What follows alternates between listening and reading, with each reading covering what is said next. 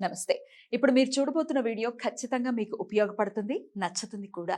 మరి మీకు నచ్చిన విషయం నాకు తెలియాలి అంటే ఈ వీడియోని మీరు లైక్ చేయాలి, షేర్ చేయాలి, అలాగే మన ఛానల్‌ని సబ్స్క్రైబ్ చేయాలి. మీ సపోర్ట్‌ని నాకు అందిస్తారు కదా!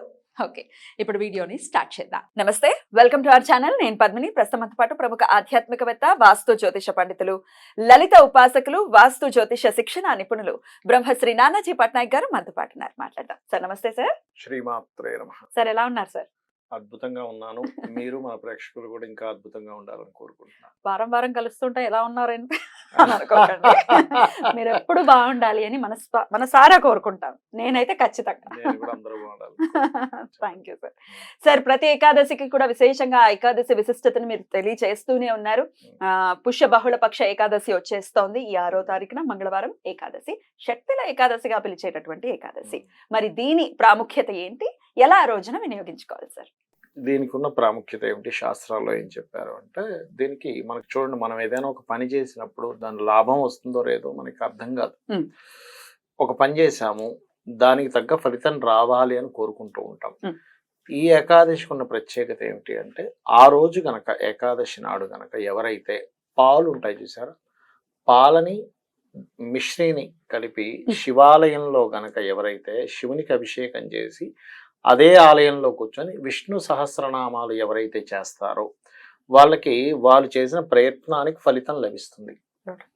ఈ ఏకాదశికి ఉన్న ప్రత్యేకత అనమాట. శివాలయంలో విష్ణు సహస్రనామాలు చేయాలి. ఉదయం పూటే చేయాలి. ఉదయం పూట చేయాలి. అలాగే ఇంకోటి ఏంటంటే, ఎవరికైనా సరే వాళ్ళ చంద్రుడు పాడవుతాడు చూసారు, వాళ్ళ జన్మజాతక చక్రాల్లో కేమద్రుమ యోగంలో కానీ నీచ స్థానంలో ఉండే చంద్రుడు కానీ అలా ఉన్నప్పుడు ఈ ఏకాదశి చేయడం ద్వారా ఆ దోషం పోతుంది. ఎప్పుడైనా గుర్తుపెట్టుకోండి, ఇప్పుడు వచ్చేటువంటి ఏకాదశికి చంద్రుడు వృశ్చిక రాశిలో ఉంటాడు. ఎండింగ్ డిగ్రీస్లో ఆల్మోస్ట్ జ్యేష్ఠ నక్షత్రం 4వ పాదంలో ఉండగా పడుతుంది ఏకాదశి. కొంచెం దాని తర్వాత మనకి 2 డిగ్రీలను తీసుకుంటే ద్వాదశంలోకి వచ్చేస్తాడు చంద్రుడు ఆల్మోస్ట్ మధ్యాహ్నం సాయంత్రం కల్లా. అంటే ఏమిటి, చంద్రుడు నీచస్థానంలో ఉన్నప్పుడు చేసేటువంటి ఏకాదశి సంబంధించిన పూజాది విధానం ఏదైతే ఉందో, ఇందాక నేను చెప్పినట్టుగా వాళ్ళ పర్సనల్ చార్ట్లో ఎవరైతే పూజలు చేస్తారో వాళ్ళకి చంద్రుడు బాలేడు అనుకోండి, అంటే కేమద్రుమ యోగంలో కానీ నీచ స్థానంలో కానీ లేకపోతే షష్టాష్టక ద్వాదశ స్థానాల్లో ఉన్నప్పుడు ఏమవుతుందంటే మనసు కకలావికలంగా ఉంటుంది. అంటే దేని మీద కాన్సన్ట్రేషన్ చేయలేక, ఏదైనా చేద్దామంటే మనసు దాని మీద స్థిరంగా ఉండక, ఏం చేయాలో తోచక కొంతమంది ఉంటుంటారు చూడండి. అవునండి, అవును. ఎందుకంటే ఇంబ్యాలెన్స్ అయిపోయింది వాళ్ళ లైఫ్. వచ్చిన ఆదాయం తక్కువ, కట్టాల్సిన అప్పులు ఎక్కువ, లేకపోతే చుట్టూ ఉన్న వాళ్ళ ఏడుపులు ఎక్కువ. ఇవన్నీ అయిపోయేసరికి ఏమవుతుందంటే వాళ్ళు మనసు స్థిమితంగా లేదు. ఈ ఏకాదశి ప్రత్యేకంగా స్థిమితమైన మనస్సుని ఇవ్వడానికి, వీళ్ళు ఏదైతే ప్రయత్నం చేస్తుంటారో ఆ ప్రయత్నం ఫలించడానికి యోగిస్తుంది ఏకాదశి అనేటువంటి ప్రధానంగా. దాంతో పాటు ఈ ఏకాదశికి ఎవరైతే పెరుగన్నాన్ని శివుడి దగ్గర కానీ అదేవిధంగా విష్ణు దగ్గర కానీ పెరుగన్నాన్ని కనుక కలిపి నైవేద్యంగా పెట్టి 11 మందికి సరిపోయేంత పెరుగన్నాన్ని, దాంతో పాటు ఒక 3 ఎరుపు అన్నం కలిపినటువంటి మన కుంకుమ కానీ లేకపోతే కలిపినటువంటి అన్నం ముద్దలు 3 ముద్దలు తీసుకెళ్లి కాకికి పెట్టి ఈ 11 మందికి సరిపోయేంత పెరుగన్నాన్ని పేదలకు పంచిపెట్టాలి. అలా గనక చేసినట్లయితే వీళ్ళకి ఏదైతే మానసిక రుగ్మతలు, మానసికంగా ఇబ్బందులు ఉండడము, అనుకున్నటువంటి పని నెరవేరడం. ఎందుకంటే చంద్రుడు ఫ్రూట్ కారకుడు. అంటే ఫలితం రావాలనుకోండి, మన జన్మజాతకంలో చంద్రుడు బాగుంటేనే ఫలితం వస్తుంది.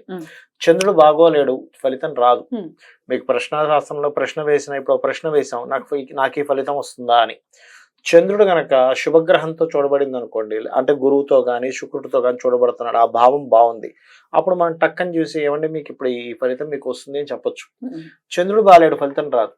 అలాగే ఈ చంద్రుడు ఇప్పుడున్న స్థితికి ఈ ఏకాదశికి చంద్రబలం మనం ఈ సాధన ద్వారా పెంచుకోవచ్చు. మీరు చేసే కార్యక్రమానికి, మీ జన్మజాతకంలో దానికి. ఏకాదశి అంటేనే మనల్ని ఉపవాసం ఉండమని చెప్తారు సార్. మరి మనము ఇంకొకరికి ఫుడ్ డొనేట్ చేయొచ్చా? తప్పేం లేదు, మీరు ఉపవాసం ఉండండి, ఇంకోరికి ఇవ్వచ్చు. అస్సలు తినకుండా ఉండడం వాళ్ళు ఎవరు ఉండరు కదా, ఇవ్వచ్చు, తప్పేం కాదు అది. అయితే ఈ నీచ స్థానంలో చంద్రుడు ఉండడం అంటే ఏంటి సార్? ఎక్కడెక్కడ ఉంటే ఆయన మనకి మనసు మీద ఎక్కువ ప్రభావం చూపిస్తారు అని అనుకోవచ్చు? ఒకటండి, నీచ స్థానం అనేది వృశ్చిక రాశి మాత్రమే నీచ స్థానం. రెండవది పాపకర్తరి అంటారు, అంటే పాపగ్రహాల మధ్యన ఉండడం, లేదా రాహుతో కలిసి ఉండడం, లేదా కేమద్రోమ యోగము అంటారు. అంటే చంద్రుడికి ముందు వెనక అసలు ప్లానెట్సే ఉండవు. అంటే చంద్రుడు ఉదాహరణకి ఒక మేషరాశిలో ఉన్నాడు, వృషభము, మిథునము, వెనక్కి వెళ్తే మీనము, కుంభము, ఈ రాశులు అసలు గ్రహాలు ఉండవు. అంటే ఎక్కడ ఉంటే అక్కడ నుంచి 2-3 రాశులు ఉండినప్పుడు ఏమవుతుంది, చంద్రుడు మనస్కారకుడు కదా, మనసు సింగిల్ అయిపోయింది, ఒంటరి అయిపోయింది. అందుకు మీరు అలాగా మనం గనక జాతక చక్రంలో గ్రహాలన్నీ రాహుకేతులకు ఒక వైపు వెళ్ళిపోయి చంద్రుడు ఒక్కడే ఒక వైపు ఉన్నాడు అనుకోండి, నాడీ ఆస్ట్రాలజీలో ప్రిడిక్షన్స్ ఏం చెప్తారంటే మీ తల్లి ఒంటరి అయిపోయిందండి అంటూ ఉంటారు. చంద్రుడు మనస్కారకుడు, తల్లి కారకుడు కదా. అప్పుడు నిజంగానే చూస్తే వాళ్ళ లైఫ్ లో వాళ్ళ తల్లి అంటే బంధువర్గంతో పెద్దగా కలవకపోవడము, లేకపోతే వాళ్ళ తల్లి గారు కొంచెం సింగిల్ గా పోరాడాల్సిన స్థితి రావడము, లేకపోతే వీళ్ళ మైండ్ సెట్ ఎప్పుడు ఏదో ఒక వేవరింగ్ గా ఉండడం జరుగుతూ ఉంటుంది. అందుకని ఏం చెప్తారంటే ఇలా ఉన్నటువంటి వారు మెడిటేషన్ చేయాలి, ఈశ్వరారాధన చేయాలి, పెరుగన్నాన్ని నైవేద్యంగా పెట్టి పంచాలి, లేకపోతే పాలని తీసుకెళ్లి ఈశ్వరుడికి నైవేద్యంగా మన అభిషేకంగా వారాలి. పంచగవ్యాలు తెలుసు కదా మీకు, పెరుగు, తేనె, వీటితోని ముఖ్యంగా అభిషేకం చేయడం, ఇవి చేయాలని చెప్పి చెప్తూ ఉంటారు శాస్త్రంలో. సో అప్పుడు డెఫినెట్ గా చంద్రుడు బలోపేతం అవ్వడం అనేది, చంద్రుడు బలోపేతం అవుతాడు. దీంతో పాటు పౌర్ణమిలు ఎక్కువగా చేయాలి చంద్రుడు బలోపేతం అవ్వాలంటే. పౌర్ణమి రోజు లలిత సహస్రనామాలు చదువుతూ చనివిని నైవేద్యంగా పెట్టి దాన్ని స్వీకరించడము, ఇవి గనక చేసినట్లయితే చంద్రుడి యొక్క బలం పూర్తిగా పెరుగుతుంది వీరికి. అదే విధంగా తల్లి గారితో పోట్లాడకూడదు. చంద్రుడు వీక్ గా ఉన్నాడు అనుకోండి, సర్వసాధారణంగా ఏమవుతుందంటే చంద్రుడు వీక్ గా ఉండడం వేరు, చంద్రుడు మాతృదోషంతో పుట్టడం వేరు, మాతృశాపంతో పుట్టడం వేరు. మాతృశాపంతో పుడితే ఏమవుతుందంటే 4 పిల్లలు ఉన్నారనుకోండి, ఆ తల్లి ఆ ఒక్క పిల్లడి మీద మాత్రం ఎందుకో వాళ్ళిద్దరికి ఎప్పుడు గొడవ వస్తుంది, మిగతా ముగ్గురుతో బాగుంటుంది. అర్థం కాదు ఇదేమిటి మరి అందరితో బాగుండకూడదు కదా అంటే, ఈ వ్యక్తి పూర్వజన్మల్లో తల్లితో ఏదో ఆవిడని బాధ పెట్టేలాగా ఏదో ప్రవర్తించుంటాడు, ఈ జన్మలో తల్లే శత్రువుగా వస్తుంది, దాన్ని మాతృశాపము అంటారు. అలాంటప్పుడు ఇది పూర్వజన్మలో చేసినటువంటి కర్మ అనేటువంటిది అర్థం చేసుకొని ఈ జన్మలో ఓకే నేను పూర్వజన్మలో చేసిన కర్మ ఇప్పుడు అనుభవిస్తున్నాను కదా అని సైలెంట్ గా ఉండాలి, కానీ ఇంకా కొట్లాడితే ఇంకో 10 జన్మలు పెరుగుతుంటుంది. కాబట్టి అది చేయకూడదు పొరపాటును కూడా. అసలు ఒకవేళ బలంగా ఉన్నా తల్లితో పోట్లాడటం ఏమిటి ఉంటుందండి, తగ్గుతుంది కదా అప్పుడు.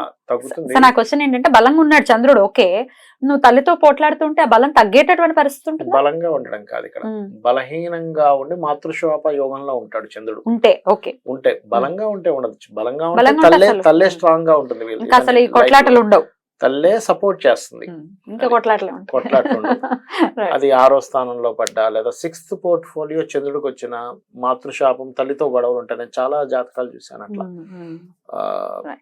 అతనికి అంటే చిన్న ఉదాహరణ చెప్తాను. ఇతను యుఎస్ వెళ్ళి పంపించాడు ఇక్కడికి డబ్బులు, చక్కగా తల్లి ఆ డబ్బులన్నీ తీసుకుని ఇంకో కొడుకుల పేర్ల మీద కొనేసింది. అదేంటి నా డబ్బులతో వాళ్ళు కొన్నావు అంటే, నేను చదివించాను నిజాలు, నువ్వు ఇవేం అడగకంటే వీళ్ళిద్దరికి కోర్టు కేసెస్ నడుస్తున్నాయి.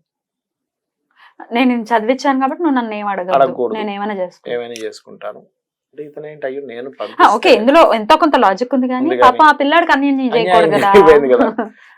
చెప్పే విధానం వేరే ఉంటుంది కదా, నేను కొనిచ్చానులే, నువ్వు కొనుక్కో, శక్తి ఉంటుంది, అధికారం ఉంది తల్లికి, చక్కగా చెప్పి ఇవ్వచ్చు, నేను ఇట్లా వీళ్ళకి కొనిస్తున్నాను ఈ డబ్బులతోని నాకు ఉన్నది. అలా రివర్స్ లో అయ్యేసరికి వీళ్ళిద్దరికి కోర్టు కేసెస్, ఈవిడ తల్లి మీద ఇతను కోర్టు కేసు వేయడం, లేదా ఆవిడ కొడుకు మీద కోర్టు కేసు వేయడం జరిగింది.